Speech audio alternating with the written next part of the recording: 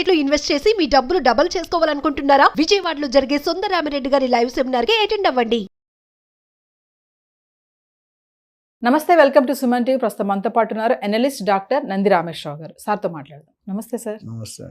Sir, department of homeland security H1B వీసాలో కొన్ని మార్పులు అయితే తీసుకొచ్చింది. అవన్నీ కూడా జనవరి 17 నుంచి అమలు చేస్తామంటున్నారు. ఏంటి సార్ మార్పులు ఏంటి? ఒకసారి మార్పులు పెద్ద సబ్జెక్ట్ ఉన్నవేనా, 4 చేంజెస్ చేశారు. 1, 2, 3 ట్రై చేద్దాం మీరు ఇచ్చిన తక్కువ టైంలో మాట్లాడడానికి. ఫస్ట్ ఏంటంటే ఫామ్ I-129 అప్లికేషన్ ఫార్మాట్. అది ఫస్ట్ ఉండాలి. మనం ఎక్కడైనా వీసాకి అప్లై చేయాలంటే ఆ ఫామ్ని ఫిల్ చేయాలి. ప్రతిదానికి ఒక ఫీ ఫిక్స్ చేశారు. ఓకే. ఆ ఫీ తర్వాత ఇంకా మిగతా ఛార్జీలు కూడా ఉంటాయి, మనం డీటెయిల్గా చూద్దాము. సో ఈ ఫామ్ I-129 అనేది ఎనీ వీసాకి వెళ్ళినప్పుడు మనం అప్లై చేసుకోవాలంటే ఈ ఫామ్, మనం ఇప్పుడు కాలేజ్కి వెళ్ళాలంటే ఒక అప్లికేషన్ ఫామ్ ఉంటుంది, ఒక ఇండస్ట్రీకి వెళ్ళాలంటే అలా ఫిల్ చేసి ఇవ్వాలి. ఇది అప్లై చేసుకోవడానికి ఎలిజిబిలిటీ మీ డీటెయిల్స్ అని ఇస్తారు. మీరు ఏం చదువుకున్నారు, ఎక్కడ చదువుకున్నారు, ఏంటంటే ఆ డీటెయిల్ తర్వాత వాళ్ళు స్క్రూటినీ చేస్తారు. అట్లనే దాంట్లో మీకు L01 వీసా అని ఉంది. L01 అంటే ఇప్పుడు వీసాల్లో రకాలు ఉంటాయి. F1 visa, student visa, F1 visa student visa, J1 visa, EB1, 2, 3 అట్లా ఉంటాయి. సో అందులో ఫస్ట్ వచ్చింది ఏంటంటే మన L1B వీసా. అంటే ఇది ఏంటంటే basically people who are working in multinational companies can send their employees to their native place or the US వెళ్ళినప్పుడు దాన్ని మీరు L1 వీసా, L1B వీసా ఉంటుంది. దానికి ఒక టైం లిమిట్ కూడా ఉంటుంది.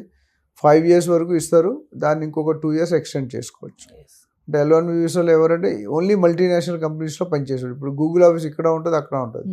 సో మల్టీనేషనల్ అంటే చాలా రెండింటికంటే ఒకదానికంటే ఎక్కువ 2, 3, 4 దేశాల్లో ఉంటే మల్టీనేషనల్ కంపెనీ. అంటే ఈ కంపెనీ అన్ని అమెరికా, లండన్, ఇండియా, చైనా అన్నిట్లో ఉంటే MNC అయిపోతుంది. ఒక ప్రైవేట్ ఇండియన్ కంపెనీ అంటే ఇండియాలోనే పనిచేస్తారు.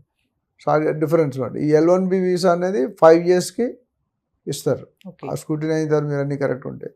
ఇచ్చిన తర్వాత దానికి కావాలంటే ఇంకొక 2 సంవత్సరాలు ఎక్స్టెండ్ చేసుకోవచ్చు. సో టోటల్గా you can get visa for 7 years. దాని తర్వాత వాళ్ళు తిరిగి వచ్చేయాలి. అది L1B వీసా. అంటే ఇది basically people are working in multinational. So దీనికి ప్రొసీజర్ ఏముందంటే ఇప్పుడు ఫీ స్ట్రక్చర్ ఉంటుంది అక్కడ. USCIS అని మీకు చెప్పాను ఇందాక.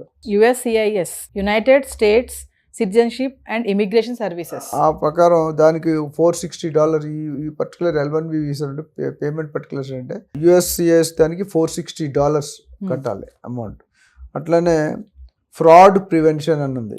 ఫ్రాడ్ ప్రివెన్షన్ అంటే మీరు చెక్ చేసి ఇప్పుడు HR చెక్ ఉంటుంది మనకి, దానికి మీకు ఫీజు ఉంటుంది, $500 ఉంటుంది.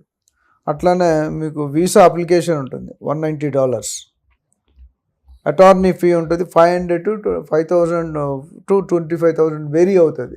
అటార్నీ అనేది depending on the position, power, country. ఇది దీని తాలూకా ఫీ స్ట్రక్చర్. అట్లానే నెక్స్ట్ వచ్చేసరికి మీకు O1 వీసా అని ఉంది. O1 వీసా అంటే ఓవర్ ఎక్స్పర్ట్స్. అంటే O1 అంటే అర్థం అంటే ఎవరైతే ఎక్స్పర్ట్స్ ఉంటారు కదా, ప్రొఫెషనల్స్ ఉంటారు. ఇప్పుడు మనకి లాయర్స్ కానీ, డాక్టర్స్ కానీ, సైంటిస్ట్ కానీ, రీసెర్చ్ కానీ, వీళ్ళందరికీ ఇచ్చే వీసాని మీకు O1 వీసా అంటారు. అది సైన్స్లో కావచ్చు, బిజినెస్లో కావచ్చు, ఫైనాన్షియల్లో కావచ్చు. దీనికి ఎలిజిబిలిటీ క్రైటీరియా అంటే ఒక స్పెషలిస్ట్ వాళ్ళు జాబ్స్ కింద వెళ్ళారు, ప్రొఫెషనల్ కింద వెళ్తారు. ప్రొఫెషనల్ అంటే మీకు lawyer, doctor, engineer, research, R&D ఇవన్నీ వస్తాయన్నమాట. దాంట్లో మీకు USCIS ఫామ్ $129, $530. ఇందాక USCIS అన్నాం కదా, దీనికి కూడా అదే ఫామ్లో $530. అట్లనే ప్రీమియం ప్రాసెసింగ్ ఫీ అని 2,000. అంటే ఎవరికైతే అర్జెంట్ కావాలి, ఆప్షన్ లేదు. ప్రీమియం ప్రాసెసింగ్ ఫీ అంటే $2,500. అంటే మనం ఎమర్జెన్సీ పాస్పోర్ట్ అంటాం, అట్లా అక్కడ ఎమర్జెన్సీ కావాలి, స్పీడ్గా కావాలంటే ఇంకో $2,500. బట్ ఆప్షన్ కంపల్సరీ, మీరు వెయిట్ చేస్తానంటే ఆ $2,500 ఉండదు. అట్లనే వీసా అప్లికేషన్ ఫీ $190. ఇట్లా మీరు రకరకాల అటార్నీ జనరల్ ఫీ ఇందాక మాట్లాడుకున్నాం. ఇక్కడ అక్కడ నుంచి $5,000 to $25,000, ఇక్కడ $7,500. అంటే ఇవన్నీ ఆల్టర్నేటివ్ వీసాసా సార్? ఇప్పుడు మీరు అన్నట్టు L1 కానీ L10 అదే వాళ్ళకున్న కేటగిరీ బట్టి మనం మాట్లాడుతాం. క్లాసిఫికేషన్ ఎట్లా జరుగుతుంది, స్టూడెంట్ అయితే ఒకటి, ప్రొఫెషనల్ అయితే ఒకటి, మల్టీనేషనల్ కంపెనీలో పనిచేస్తాడు. సో డిఫరెంట్ కేటగిరీస్ మనం టైప్స్ ఆఫ్ వీసా ఏదైతే కొత్త దాంట్లో పెట్టాడో ఇవన్నీ మాడిఫై చేసి లేటెస్ట్ ఫిగర్స్ మీకు చెప్తున్నా. అంటే ఇప్పుడు F1 వీసా ఉన్న స్టూడెంట్ వీసా అంటారు కదా, F1ది ఆ ఉన్న వీసా ఉన్న వాళ్ళకి H1B వీసా రావడం అనేది ఈజీ అంటారా? ఈజీ అంటే మళ్ళీ అగైన్ స్కిల్ సెట్ ఉండాలి. ఒకటి ఏంటంటే వాళ్ళు చదువుకోవడానికి వెళ్తారు, స్టడీ ఇన్ USA కోసం వెళ్తారు. దాని తర్వాత ఆ స్టడీ పీరియడ్ 1.5 year 2 year అయిపోయిన తర్వాత ఇంకొక 1 to 2 years ఎక్స్టెండ్ చేసుకోవచ్చు వీరికి కావాలనుకుంటే. దాని తర్వాత compulsory is to come back to India అంటే some job permanent job observation ఉంటుంది తప్ప లేకపోతే. So F1 basically student visa అంటారు.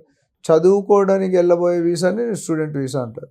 వీసా వెళ్ళిన తర్వాత కూడా కొద్దిగా ఎక్స్టెన్షన్ ప్రాక్టీస్ కానీ ఓపీటీ అని మాట్లాడడం, దానికి కావాలనుకుంటే వాళ్ళు ఎక్స్టెండ్ చేసుకోవచ్చు. దానికి కొన్ని నియమాలు ఉంటాయి, నియమాలు ఫాలో చేస్తే దే కెన్ ఎక్స్టెండ్. దీనికి ఏంటంటే జనరల్లీ మిగతా వీసాలతో కంపేర్ చేస్తే ఇక్కడ వీసా కాస్ట్ తక్కువ ఉంటుంది. స్టూడెంట్ గారు చదువుకోవడానికి ఎర్నింగ్స్ ఉండకూడదు. సర్వీస్ అని ఒకటి ఉంది $350, వీసా అప్లికేషన్ $185 ఇంతే. ఇందాక 4 హెడ్డింగ్లు చూసాం, అటార్నీ, వీసా, USCIS. ఇక్కడ అలా లేదు. స్టూడెంట్ కాబట్టి చాలా సింపుల్గా చేశారు. ఎంత మొత్తం $350 ప్లస్ $185 పెడితే వాళ్ళకి వీసా వచ్చే అవకాశం ఉంది. అలాగే మీరు చూసిన J1 వీసా అని ఉంది. J1 వీసా అంటే overseas students to visit USA, overseas students to visit USA for exchange programme. అంటే అది ఎగ్జాక్ట్లీ స్టడీ అన్నాము, ఒక సర్టిఫికేట్ ప్రోగ్రామ్ ఎట్లుంటే ఎక్స్చేంజ్ ప్రోగ్రామ్ అంటే అక్కడ నుండి ఇక్కడ interchange from one country to USA, other country to India to USA, China to USA, Japan to USA దాన్ని ఉంటారు. సో దీని ఏంటంటే బేసికల్గా you can opt for research or academic. నేను లాస్ట్ టైం మనం మాట్లాడుకున్నాం, స్టూడెంట్స్ యూనివర్సిటీ క్యాంపస్లోనే పనిచేయాలి అండ్ నాన్ అకాడమిక్ ఉంటుంది. సో ఇక్కడ రీసెర్చ్ అంటే రీసెర్చ్ ప్రొఫెసర్స్ కింద అసిస్టెంట్లుగా పనిచేస్తారు. అకాడమిక్ అంటే టీచింగ్లో ఉంటారు. సో రెండు కూడా అప్లికబుల్లే. దీనికి కూడా డాలర్ ఫీ ఏంటంటే సర్వీస్ 1 అని ఉంటుంది $220, అంటే వీసా అప్లికేషన్ $160. అంటే మీరు చూసుకుంటే ఫస్ట్ దానికి సెకండ్ దానికి మొత్తం 4 రకాలు మాట్లాడుకున్నాం. L1B, J1, O1, F1. So 4 ఒక స్టూడెంట్స్ మాట్లాడుతున్నాం, రీసెర్చ్ మాట్లాడుతున్నాం, ఒక ప్రొఫెషనల్. రీసెర్చ్ అసిస్టెంట్ వేరు, ప్రొఫెషనల్ వేరు. ఇవన్నీ చూసుకుంటే ఈ మార్పుల వల్ల ఇదే గుడ్ న్యూస్ అంటున్నారు. ఒక విధంగా గుడ్ న్యూసే. సో ఇండియన్స్ వాళ్ళు పంపాలనుకోవటం ఒక స్టెప్ అయితే, మరి ఇన్వైట్ చేయడం కూడా మళ్ళీ సన్నాహాలు చేస్తున్నారు. They are saying outside మనం పంపించేస్తాం అంటున్నాం. మరి పంపిస్తాం, మన పనులు ఎలా అవుతారో వాళ్ళు బ్యాక్ ఆఫ్ ది మైండ్ మీరు అడిగారు కదా, ఆ బ్యాక్ ఆఫ్ మైండ్ డౌట్ ఉంది. ఇది వెళ్ళిపోతే ఈ గ్యాప్స్ని ఎలా భర్తీ చేస్తాం. సో ఇవి టైప్స్ ఆఫ్ వీసాస్. అంటే సార్ H1B వీసా వాళ్ళకి అంటే ట్రబుల్స్ ఎదురవుతాయి అంటే ఏం చెప్తారు సార్ ఈ టైంలో?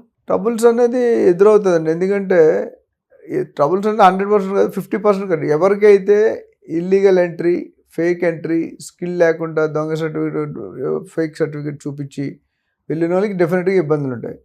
బట్ నాకు తెలిసిన అనాలిసిస్లో చూసుకుంటే ఇండియా పర్సంటేజ్ చాలా తక్కువ ఉంది ఆ ఇల్లీగల్ ఎంట్రీస్లో. అదొక బెనిఫిట్. అండ్ ఇప్పుడు కొన్ని చేంజెస్ చేశారు కదా, లాటరీ సిస్టమ్ అని, చైల్డ్ బర్త్ అని. ఆ లాటరీ సిస్టంలో ఏంటంటే ఒక డిసడ్వాంటేజ్, గెలిస్తే అడ్వాంటేజ్. అంటే మీరు సెలెక్ట్ అయితే 1:4లో ఉంటుంది. అంటే మీరు 100 మంది అప్లికేషన్ ఇస్తారు, 25 మంది సెలెక్ట్ అవుతారు. ఆ 25 మీరు ఉంటే పర్వాలేదు, లేదు first time okay, second time కూడా మీరు సెలెక్ట్ కావాలనుకోండి, that is taken as negative point in your biodata. అది మెయిన్ డిసడ్వాంటేజ్. సో అందుకని ఎవరైనా యూఎస్కి వెళ్ళాలనుకున్న వాళ్ళు స్టడీతో పాటు సంబంధిత ప్రొఫెషనల్, ఇప్పుడు జావా, సైబర్ సెక్యూరిటీ, పైథాన్ ఇవన్నీ చాలా ఉన్నాయి. అందులో ఎక్స్ట్రా స్కిల్స్ ఉన్నాయి. ఉట్టి చదువుకుంటే లేదు మీరు అమెరికా వెళ్ళి సర్వైవ్ అవ్వలేరు. మీలాగా అందరూ చదువు, మీకు వాళ్ళకి తేడా ఏంటి? So you should have an exceptional career. అంటే ఎక్స్ట్రా కోర్సులు తీసుకుని, నేను ఇందాక చెప్పాను కదా, 13,000 పనిచేసాను, ఎడిషనల్ స్కిల్, ఆటోకాడ్, జావాలు ఏవో చేసి సెటిల్ అవ్వి అమెరికాలోనే కంపెనీ పెట్టారు. అమెరికాలో కంపెనీ పెట్టడం అంత ఈజీ కాదు. అంటే ఇప్పుడు Vivek Ramaswamy, Elon Musk, Trump, వీళ్ళు ముగ్గురు కూడా స్మార్ట్ పీపుల్ కోసమే ఎదురు చూస్తున్నారు అంటే ఏం చెప్తారు సార్? టాలెంట్ ఉండాలి మస్ట్. అంటే వాళ్ళకి అది ఎవరైనా ఇండియాలో జాబ్ ఇచ్చేటప్పుడు దే ఎక్స్పెక్ట్ సమ్ అవుట్పుట్. మొదట్లో ట్రైనింగ్లో కాస్ట్ ది కంపెనీ. చాలా మంది తెలియదు అంటే ట్రైనింగ్ అంటే ట్రైనింగ్లో మనకి స్టైఫండ్ కానీ శాలరీ ఏది ఇస్తారు, అది కాస్ట్. ఇది వీళ్ళ అవుట్పుట్ ఉండదు. నేర్చుకుంటాడు కదా, ఫస్ట్ 2-3 years నేర్చుకోవడానికి company is putting. After that only they expect the output from them. ఇనిషియల్గా Rome is not built in 1 day. ఇక్కడ ఏంటంటే they don't want to waste that money and time. They want a person is committed, skill set ఉన్నవాడిని మాత్రం తీసుకుంటారు. వాళ్ళనే expect చేస్తారు. They are not expecting any Tom, Dick and Harry ఎవడు పడితే వాడు వచ్చి అప్లై చేస్తే కాదు, వాళ్ళ అవుట్పుట్ రాదు. దే ఆల్సో ఇప్పుడు ఎలన్ మస్క్ గారు మీకు చెప్పాను, 10 సంవత్సరాలు ప్లాన్ వేస్తారు ఆయన, 1 yearలో కంప్లీట్ చేస్తారు. అందుకని ఆయన ఎక్కడో టాప్లో ఉన్నాడు.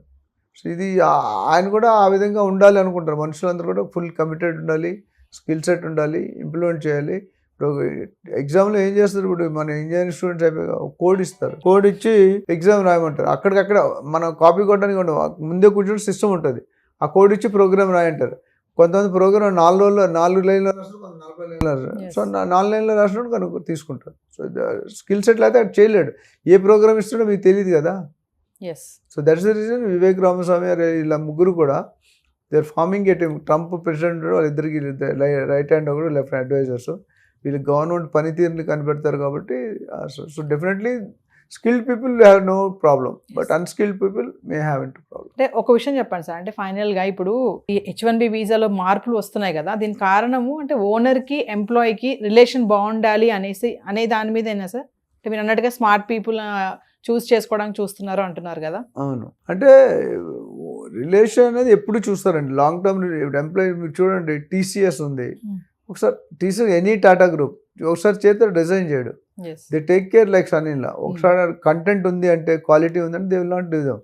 అందుకని టాటా బిర్లాస్ ఒకసారి జాయిన్ అయితే రిజైనింగ్ అని ఒకప్పుడు మీ కెరీర్ స్టార్ట్ చేసినాడు more than government job Tatas and Birlas are valid. అంతవరకు ఎక్స్పోజర్ పని చేస్తారు, డబ్బులు ఇస్తారు. ఇక్కడ కూడా if they don't have skill set companies will close down కదా, అవుట్పుట్ రాదు కదా.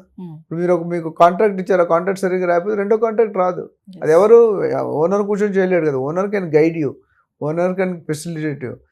కంపెనీ సర్వైవ్ అంటే ఎంప్లాయీస్, ఏ కంపెనీకి ఎంప్లాయీస్ సెట్ సరిగ్గా లేదో skill set, company will not survive. So ఫైనల్గా సార్ H1B వీసా వాళ్ళందరూ కూడా అలర్ట్గా ఉండాలి అంటే ఏం చెప్తారు? 100% అలర్ట్గా ఉండాలి. ఎందుకంటే ఇంతకుముందు ఆడిన సినిమా స్టోరీలు అన్నీ అంతకుముందు నడిచింది, కన్సల్టెన్సీలు, ఫేక్ కన్సల్టెన్సీ మనం మాట్లాడుకున్నాం చాలాసార్లు. So they should be fair, they should be passionate. నేను ప్యాషన్ ముందు స్టార్ట్ చేసేది రియల్ ఎస్టేట్ కాదు, రియల్ ఎస్టేట్ ప్యాషన్ ఇలా 800-900 వీడియోలు ఉన్నాయి. ప్యాషన్తో మాట్లాడుతున్నాం. Anybody who wants to go to America just ఏదో డబ్బులు సంపాదించడానికి, డబ్బులు సంపాదించండి, but go with a proper skill set. In a long run you will be safe. మీరు ఫేక్ సర్టిఫికేట్స్ వెళ్తే బెటర్ నాట్ టు గో. ఎందుకంటే మీరు 50-60 లక్షలు ఖర్చు పెట్టుకుని వెళ్ళాలి. ప్లస్ అక్కడ ఉన్న యూనివర్సిటీలు కూడా 3000 యూనివర్సిటీలో ఓన్లీ 100-200 టాపు, మిగతావి దే ఆర్ నాట్ బ్రాండెడ్. అక్కడికి వెళ్ళి మీ ఉద్యోగాలు ఏమి ఉండవు, ఆఫ్లైన్ ఏమి ఉండవు. So you will be in problem. మీరు కరెక్ట్గా ఫోకస్గా ఉండి ఒక పర్టికులర్ కోర్స్ సెలెక్ట్ చేసుకుని దాని ఫుల్ ఎక్స్పర్టైజ్ ఉంటే definitely there is no problem. Otherwise they are going to land into problem. Thank you sir.